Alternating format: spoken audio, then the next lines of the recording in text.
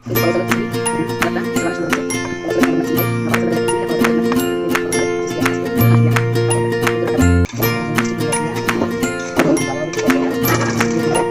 আমি গরুর মাংস দিয়ে আজকে গরুর মাংস নিলাম, মিষ্টি কুমড়া নিলাম, আলু নিলাম, পেঁয়াজ কাটলাম, কী রান্না করবো, যে ডাল নিলাম, মুগ ডাল, খিচুড়ি রান্না করবো। কী চমৎকার দেখেছি।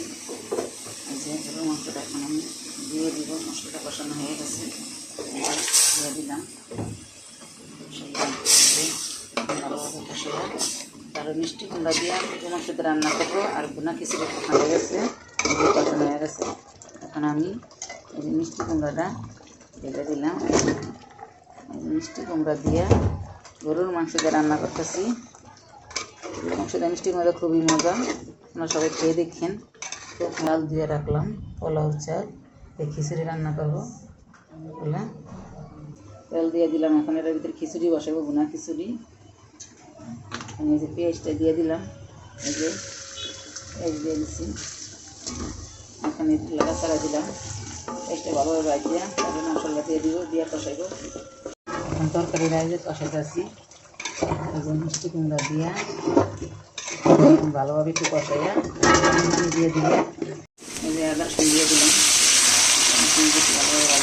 ভালোভাবে কষানো হয়ে গেছে। এখন আলুটা দিয়ে দিলাম, এই যে আলুটা কষাইয়া তারপরে ওর ভিতরে মুগ ডালটা দিয়ে দিলাম।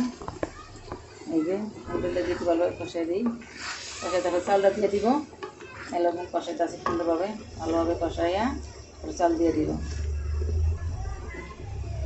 এখন আমি চালটা দিয়ে দিলাম, এই যে একবারে কষাইয়া ভাজা ভাজা করে তারপর পানিটা দিয়ে দিব, দিলাম, তারপরে মিক্স করে দিই ভালোভাবে।